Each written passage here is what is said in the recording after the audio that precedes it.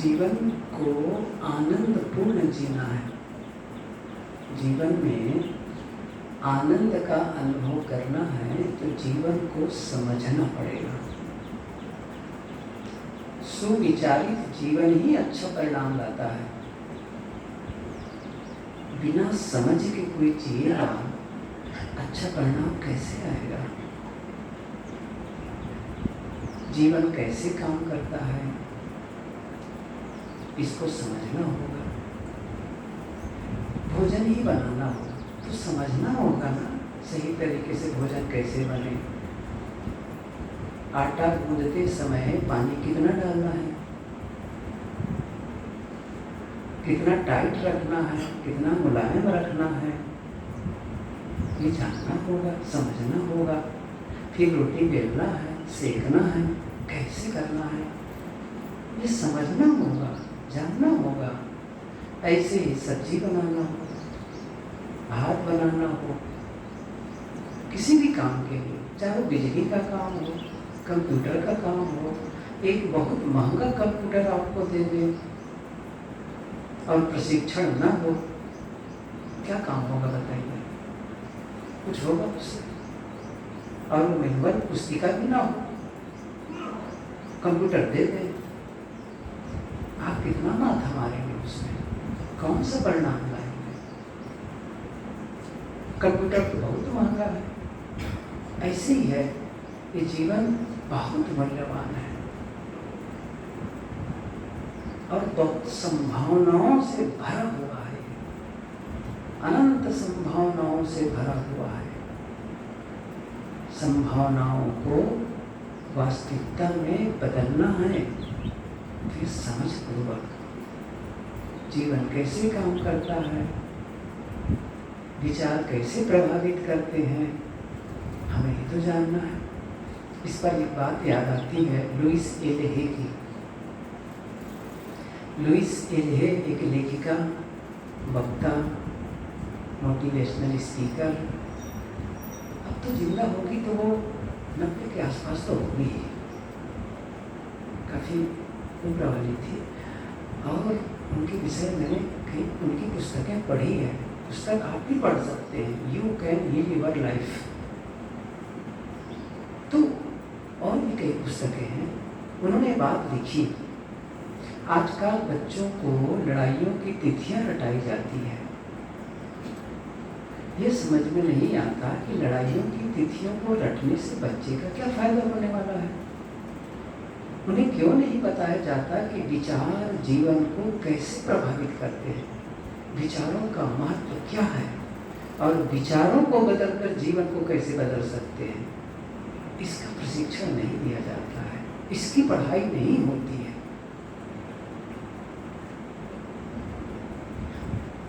कुछ समय पहले छत्तीसगढ़ के एक जिला में था और कॉलेज के एक हाई स्कूल के पढ़ाने वाले उनके पति महोदय, उनकी श्रीमती कॉलेज में लेक्चरर थे। उनका बेटा भी बैठे बातचीत होने लगी, ऐसी चर्चा होने लगी, कैसा स्कूलों में ही पढ़ाई हो रही है। मैंने कहा क्या पढ़ाई हो रही है? कई मनोविज्ञान, वो खुद पढ़ाती थी मनोविज्ञान। हाँ बताइए मनोविज्ञान, कई मनोविज्ञान का विकास कैसे हुआ, ये कैसे हुआ। मैंने कहा बताओ, इसको जान करके क्या, फिर भी इतिहास वाली बात आ गई। तो मनोविज्ञान ठीक है, फिर भी ठीक है, फिर भी ठीक है। तो बात यहाँ पर यह है कि विचार कैसे प्रभावित करते हैं और विचारों के आगे और एक चीज है, वो है भाव। भाव चित्त की शुद्धि के लिए ये ध्यान रखना होगा। योग दर्शन में भी एक सूत्र आया है, मैत्री मुदिता करुणा उपेक्षा, उपेक्षा सुख दुख पुण्य पुण्य भावनातश्चित्त प्रसादनम, भावनातश्चित्त प्रसादनम। भावना, ये जो भाव है ना, चित्त के प्रसाद के लिए मुदिता, मैत्री, करुणा, उपेक्षा, इस भाव को विकसित करें उनके प्रति। आगे बताएं, देखो इसकी व्याख्या मैं नहीं करूँगा इस पंक्ति की। बस इतनी सी बात समझे। ये भाव बताए, भाव। भाव देखिए, मनुष्य को कहा जाता है कि रैशनल एनिमल, बौद्धिक प्राणी। यह सच, इससे भी ज्यादा सच, ये सच तो कम है। सच क्या है? हम भावनात्मक जीव है, भावना प्रधान जीव है। हमारा जीवन विचारों से संचालित नहीं है, भावनाओं से संचालित है। विचार तो करते हैं, लेकिन भाव जब प्रकट होता है ना, भाव का जब जोर होता है ना, विचार धरे रह जाते हैं।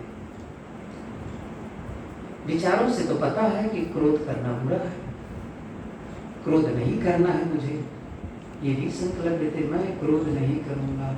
लेकिन जब क्रोध का भाव जगता है ना, क्रोध का भाव जगता है ना, तो विचार धरे रह जाते हैं, विचारों पर हावी हो जाता है, विचारों पर भारी हो जाता है भाव। घृणा भाव है, क्रोध भाव है, प्रेम भाव है। इस भाव को समझे, इसी भाव पर हमको ध्यान देना है। भाव क्या है? क्यों भाव पर चर्चा करने में नहीं, थोड़ी सी चर्चा करो। मैत्री, कई है भाव, लेकिन मुख्य रूप से 4 पर हम लोग सोचते हैं। मैत्री, करुणा, मुदिता या प्रमुदिता, और कृतज्ञता। उपेक्षा के बदले थोड़ा कृतज्ञता को लेते हैं। ये है भाव। और इसके विपरीत भी भाव है, ये शुद्ध भाव है। विपरीत क्या है? मैत्री के विपरीत है, मैत्री के उल्टा है क्रूरता।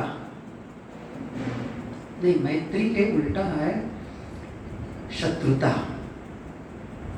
वैर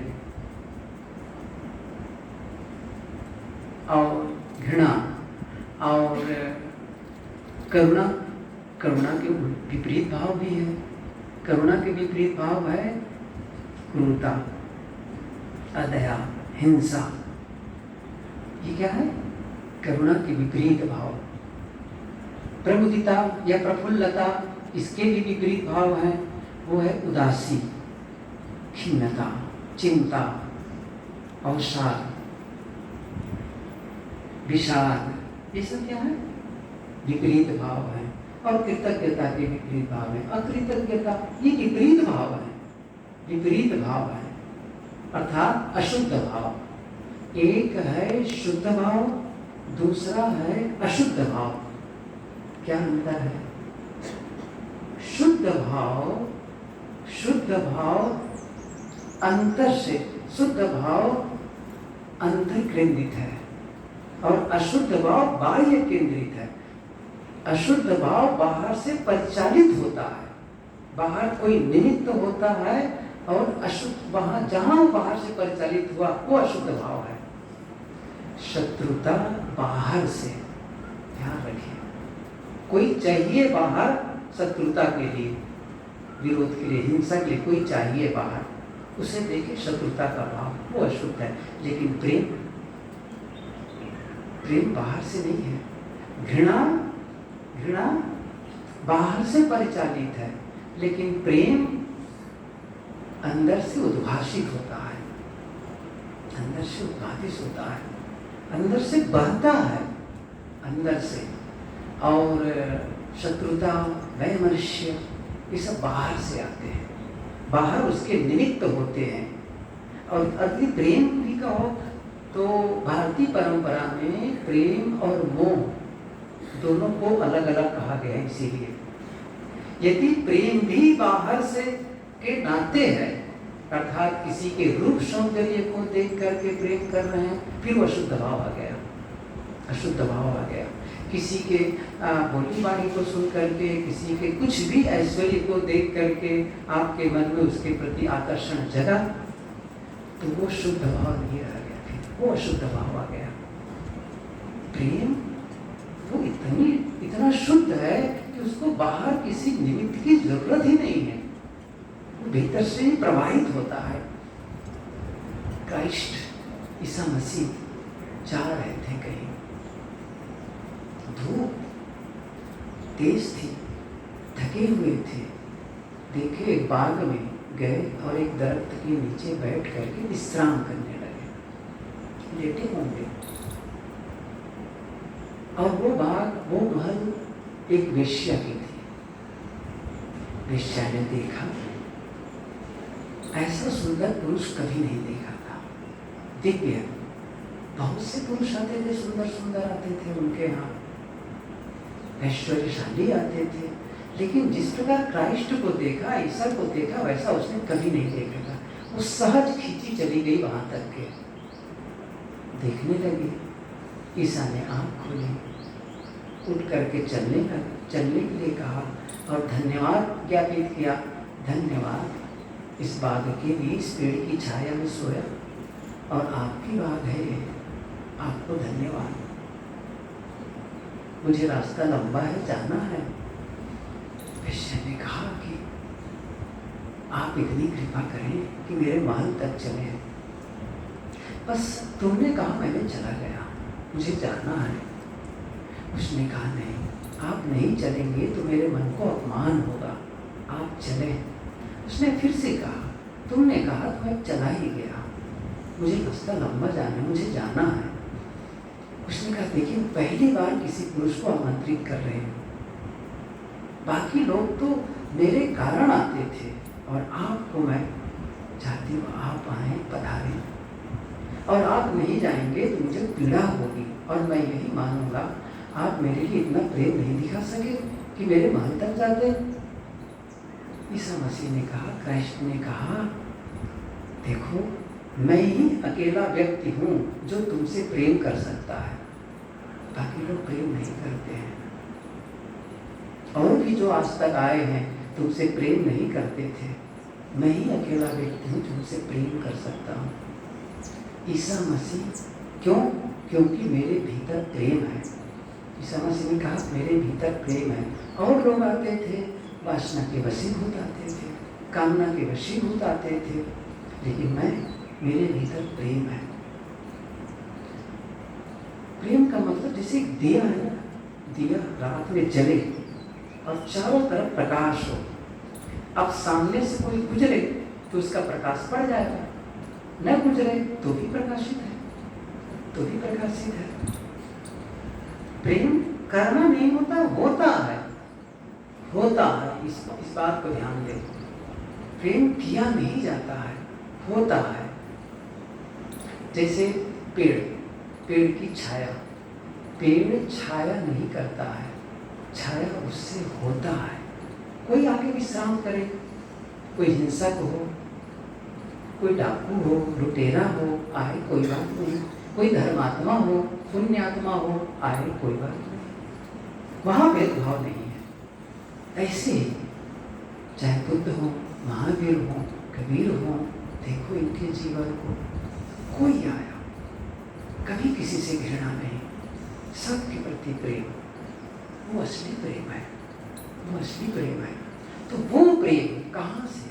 भीतर से, भीतर से। वो शुद्ध भाव है, वो शुद्ध भाव है। शुद्ध भाव और अशुद्ध भाव, शुद्ध भाव मैंने कहा ना, वो अंतर केंद्रित है और अशुद्ध भाव बाहर केंद्रित है, बाहर से आती है, बाहर से।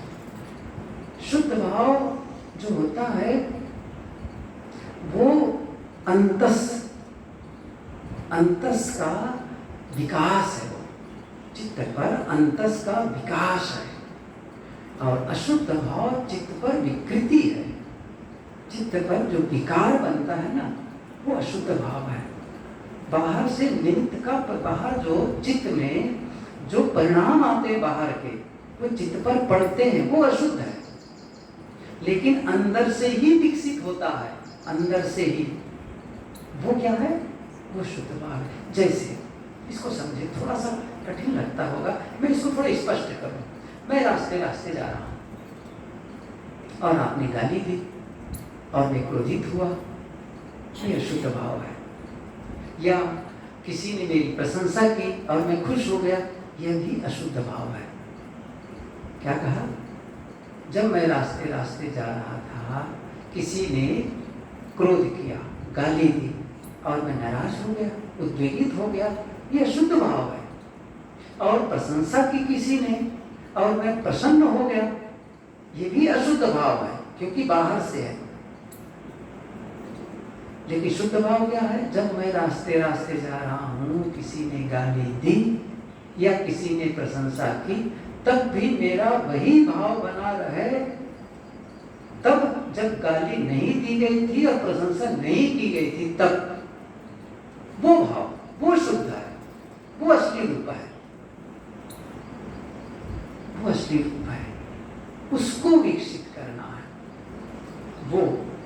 और एक बात बताऊं मैं, जो अशुद्ध भाव के लिए तो बाहर निमित्त फैले हुए हैं, शत्रुता, वैमनस्य, घृणा, सब बाहर फैले हैं, लेकिन प्रेम और मैत्री को साधना से विकसित करना होता है। ये अद्भुत है। प्रेम को विकसित करना होता है। बहुत कम जीवन अवसर देता है मैत्री को विकसित करने के लिए, बहुत कम। आपको विकसित करना पड़ता है, आपको प्रेम को आपको बढ़ाना है साधना के माध्यम से। और मैंने कल कहा था ना रात में, देखिए प्रेम के लिए हम लोग सुने हैं कि प्रेम दो मिलता है, प्रेम को देना पड़ता है तो मिलता है, या किसी भी जब आप देते हैं तो भी प्रकृति लौटाती है, लोग लौटाते हैं, लेकिन देने के पहले आपको कमाना पड़ेगा।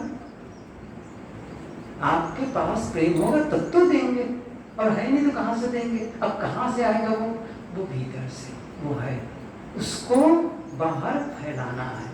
और मैंने क्या कहा था, रात में भी कहा था, अकेले में बैठो तो क्या करना है? सबके प्रति प्रेम का भाव प्रकट करो, मैत्री का भाव प्रकट करो, उसको अकेले में बैठ कर सबके प्रति ये प्रकट करना होता है। मैत्री का भाव भीतर से सोचना, भाव करना होता है, तब जाकर के विकसित होता है, तब जाकर के हमें देखना है मैं किन भावों से परिचालित होता हूँ। शुद्ध भाव से, क्या मैं शत्रुता से परिचालित होता हूँ? हम लोग क्या मानते हैं? क्रोध एक शक्ति है, क्रोध में शक्ति है। क्रोध में ही शक्ति नहीं है, मैत्री में भी शक्ति। इस चीज को समझें, क्रोध में ही शक्ति नहीं, मैत्री में भी शक्ति है। आप कब होते हैं शक्तिवान? जब आप क्रोधित होते हैं, नाराज होते हैं, होते नहीं होते हैं। और देखो पूरी दुनिया को देखो तो वैमनस्य से भरा हुआ है, चाहे वो जर्मनी हो, जापान हो, अमेरिका हो, रूस हो, किसी भी देश का नाम हो, सब वैमनस्य से भरे हैं। आपस में तनातनी, हिंसा, हत्या, ये कितना विकास है। अस्त्र शस्त्र का कितना भी, किसके लिए बताओ? मैत्री के लिए है। ये जो बम इकट्ठ बना करके रखे हुए हैं, परमाणु बम, एक बम से पूरी पृथ्वी तहस नहस हो जाए। कितनी बार इस पृथ्वी को निर्जीव कर सकते हैं? क्या है? हिंसा का भाव है, शत्रुता का भाव है, कहाँ है? और प्रेम का भाव। लेकिन बुद्ध ने, महावीर ने, ईसा ने, कबीर ने प्रेम जगाया, प्रेम बांटा लोगों में, प्रेम बांटा। इससे कल बात हुई थी ना कि वैर से वैर कभी शांत नहीं होता है। ईसा और महावीर ने भी कहा कि नित्य में सर्वभूतेषु वैरम में नली केवई, नित्य में सर्वभूतेषु, सभी प्राणियों, भूतेषु भूत प्राणी, सभी प्राणियों के प्रति मित्रता है। वैरम मन न केवई, किसी के प्रति वैर नहीं है, किसी के प्रति वैर नहीं। सदगुरु कबीर की भी पंक्ति है कि आपा तजय हरि भजय, नक्षिक तजय विकार, सब जीवन से निर्वैर रहे, साधुमता है सार। घाव काहि पर घालो, जित देखो तित प्राण हमारो। सभी मेरे प्राण प्यारे, किस पर ही सैकड़ों घाव करूं, किस पर चोट पहुंचाऊं? ये प्रेम का ही तो भाव है। तो भीतर में शुद्ध भाव, ये शुद्ध भाव विकसित करना है। सबके भीतर उसके बीज हैं, ये ध्यान दो, सबके भीतर उसके बीज हैं, उसे विकसित करना है, विकसित करना है। एक आदमी जा रहा था, ऐसे बड़ा बड़ी सिटी नहीं होगी, चाहे वो सूरत हो, मुंबई हो, दिल्ली हो।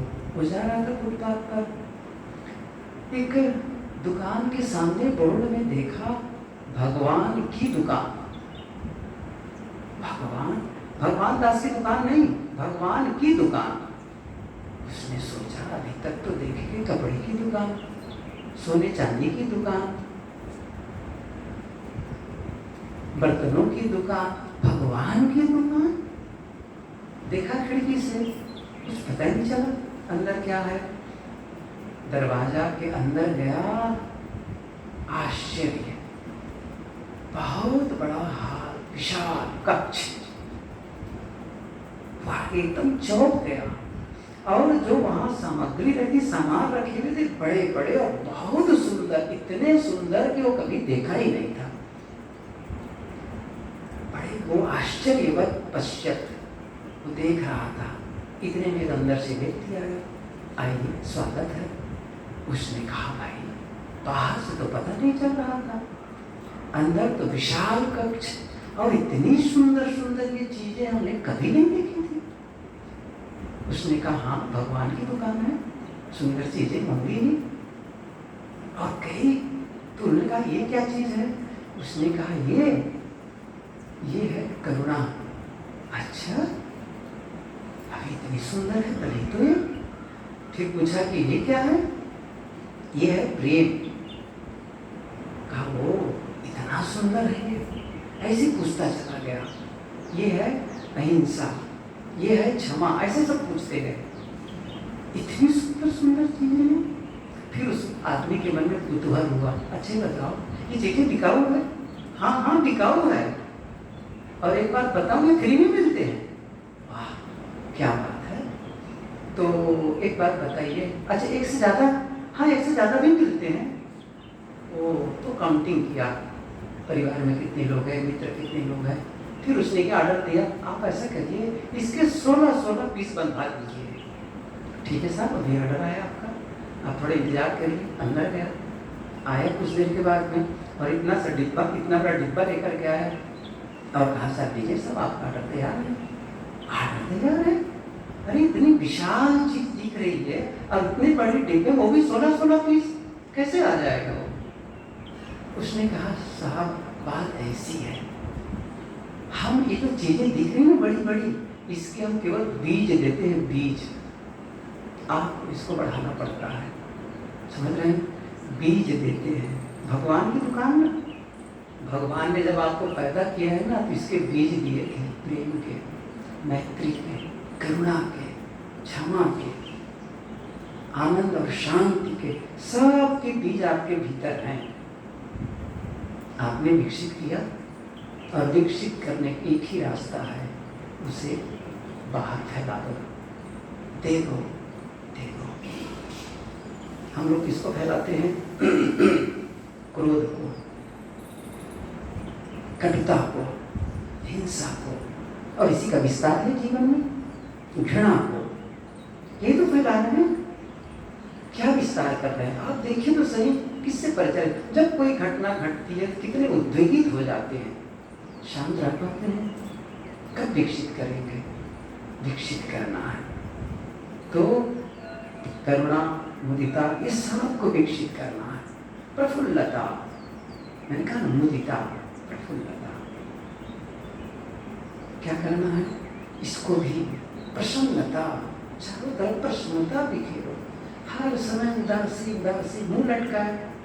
गुरुदेव जी कहा करते थे, क्या घोड़े की तरह मुंह लटकाए रहते हो? प्रसन्न रहा करो, खुश रहा करो।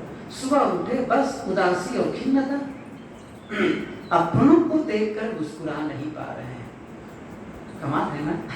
अच्छा बाहर निकलेंगे तब तो मुस्कुरा के नहीं मिलेंगे अपने मित्रों से, बाहर वालों से, परिचितों से, और घर वालों से मुंह फुलाए।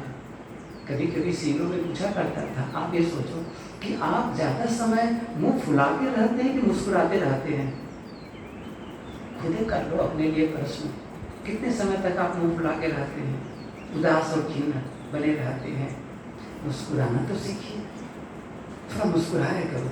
सुबह उठ करके प्रशिक्षित कर लो अपने आप को, अभ्यास कर लो। सुबह उठो, बैठे हैं मैंने कहा था ना कई बातें, सुबह का टाइम कितना महत्वपूर्ण होता है, और अभी तो कोई नहीं उठा है, तब भी 2 मिनट बड़ी तबीयत से मुस्कुरा दो, बढ़िया से, आनंद से भर जाएंगे आप।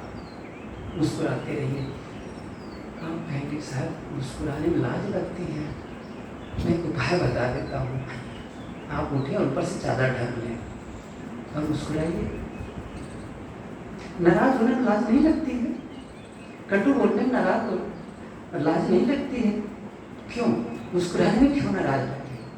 अपनों से देख के मुस्कुराओ भाई, अपनों के प्रति प्रेम बिखेरो, अपनों के प्रति अच्छा भाव रखो। तो यदि प्रेम को विकसित करना है तो शुरू कहाँ से करें, मैं बताता हूँ। सबसे पहले प्रकृति से ध्यान दो, प्रकृति से जो दिखाई दे, जो नॉन लिविंग चीजें हैं, वहीं से शुरू कर दो। अभी पढ़ रहा था कि साधु संन्यास का मतलब है जो व्यक्ति को वस्तु की तरह उपयोग नहीं करता, इसके विपरीत वस्तु को भी व्यक्ति की तरह उपयोग करता है।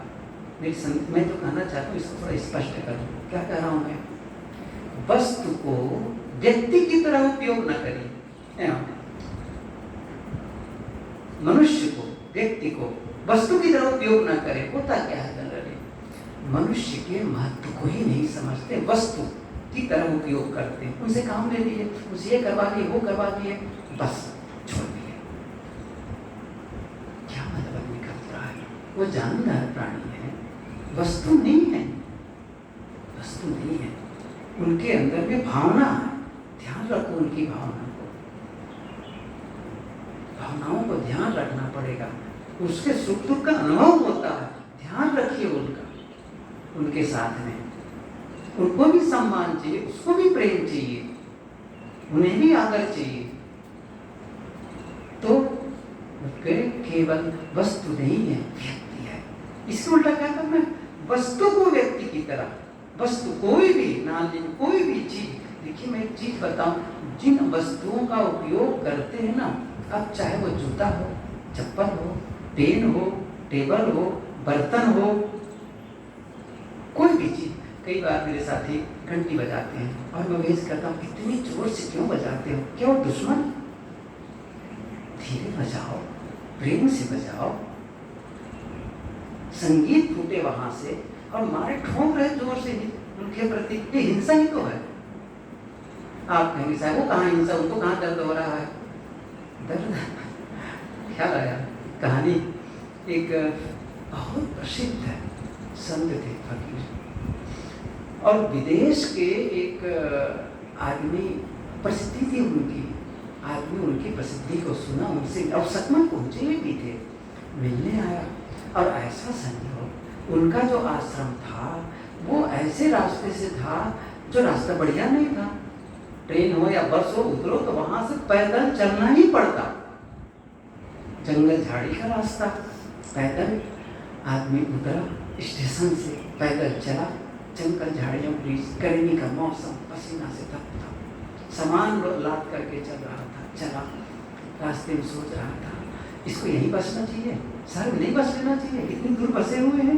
बड़ा नाराज, अंदर में इतना नाराज हो रहे थे, इतनी ऊंची पहाड़ी पर बैठे जा करके बसे हुए, इनको जगह नहीं मिली, बस बोलते चले जा रहे। गए, मिला आश्रम, बाहर संत लोग खड़े हुए थे, पूछे संत के बारे में, हाँ अंदर हैं। गए तो उसको बहुत नाराज थे, दरवाजा को खोला धड़ाम से, जूता खोला और जूता को पटक दिया। संत भाई खड़े थे और खड़े थे सामने जिनको मिलने गए थे, एकदम वो साष्टांग प्रणाम करने लग गए। उन्होंने कहा, तुम्हारा प्रणाम तब स्वीकार किया जाएगा जब पहले उस दरवाजे से क्षमा मांग लो और उस जूते से क्षमा मांग लो, तभी तुम्हारे प्रणाम स्वीकार किए जाएंगे। उसने कहा, मैं बहुत दूर से आया हूँ, बहुत दूर से आया हूँ, मैं समझ गया दूर से आए हो, लेकिन उसको क्षमा मांगो। कहे क्षमा दरवाजे से क्षमा? हाँ दरवाजे से। उन्होंने कहा कि दरवाजे को क्या क्षमा मांगना, वो क्या समझेंगे? उसने कहा, जब वो नहीं समझेंगे तो उसको पटके क्यों? फिर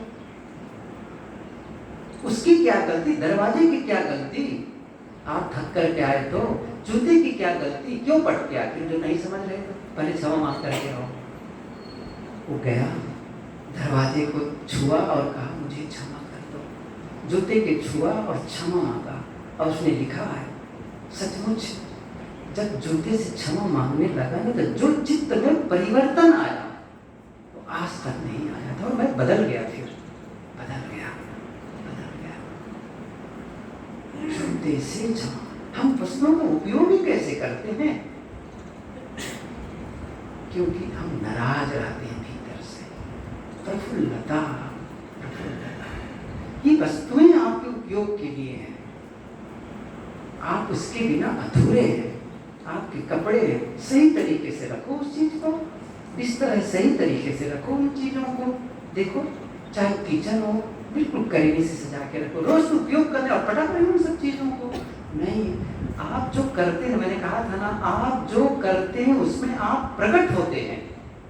क्या कहा? आप और हम जो करते हैं उसमें हम खुद को प्रकट करते हैं। जब हम किसी को कोई गिफ्ट देते हैं, कोई भी गिफ्ट, तो जानते हैं उस गिफ्ट के साथ हम अपने को भी देते हैं। सही है ना?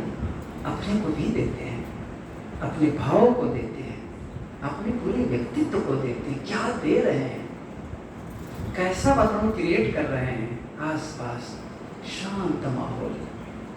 और अंतिम में कृतज्ञता, ये तो अद्भुत ही है, ये अलग ही चैप्टर है, इस पर अलग ही विचार होना चाहिए। कृतज्ञता भाव, कृतज्ञता का भाव स्वभाव सबके प्रति, पूरी सत्ता के प्रति। सूर्य यहाँ से करोड़ों किलोमीटर दूर यदि वो उदय न हो, रोशनी न दे, क्या हम जिंदा रहेंगे? जिंदा रहेंगे? बिल्कुल नहीं। मिनटों में निर्जीव हो जाएगी पृथ्वी, ये बड़े पौधे भी नहीं दिखेंगे। वही सूर्य है जो हमें प्राण दिया हुआ है। कितनी बार धन्यवाद दिए शुरू में, इसी के लिए शायद उनको सूर्य को अर्घ देने की चर्चा हुई होगी, धन्यवाद प्रणाम करने के उगते सूरज को, लेकिन अब केवल आर्टिफिशियल रह गया है, वो भाव नहीं रह गया उनके प्रति। धन्यवाद धन्यवाद। हवा चल रही है, हम यहाँ से कार्बन डाइऑक्साइड छोड़ते हैं, पेड़ पौधे हमको ऑक्सीजन देते हैं। कितनी बार धन्यवाद दिए, कितनी बार दिए? अपने ही घर वालों के प्रति कितनी बार, रोज बढ़िया भोजन बना करके देती है आपकी श्रीमती, दे दीजिए, धन्यवाद दिए, प्रशंसा किए। मैं बताऊं क्या करते हैं, कभी भी धन्यवाद नहीं देंगे। धन्यवाद अब कब होगा, कब बोलेंगे आप? जब भोजन में कोई त्रुटि हो गई, या तो नमक ज्यादा हो गया, या मिर्चा ज्यादा हो गया, तब चिल्लाएंगे, तब डांटेंगे। मैं एक सूत्र बताऊं आपको, किसी के अच्छे कामों पर यदि आप प्रशंसा नहीं किए हैं, नहीं कर सकते हैं, तो किसी की गलतियों पर डांटने का अधिकार आपको नहीं है। आपको डांटने का अधिकार तभी है जब उनके कभी अच्छे कामों की प्रशंसा आपने की है। आपने डिपॉजिट ही नहीं किया, बीज ही नहीं बोया, क्या अधिकार है हमारा किसी को डांटने का?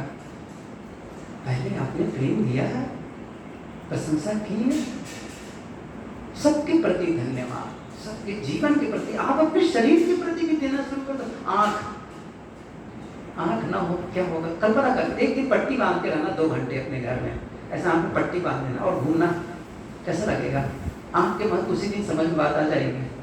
सही है। हाथ के महत्व को समझेंगे, ऐसा बांध लेना ठीक से हाथ को, तब समझे यार हाथ कितना कैसे काम चलेगा।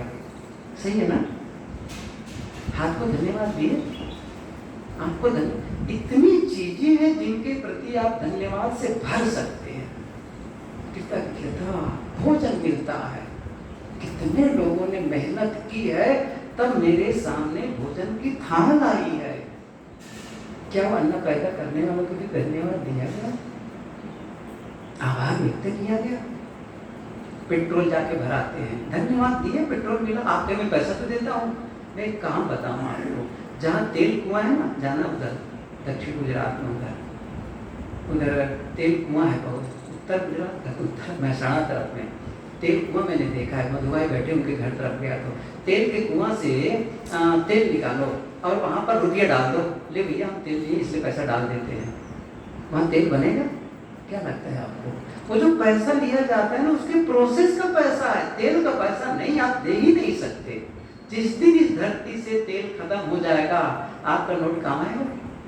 आप कैसे भ्रम में है कि पैसा देगा कि तेल का पैसा दे रहे हैं? कभी नहीं दे सकते, कभी नहीं दे सकते।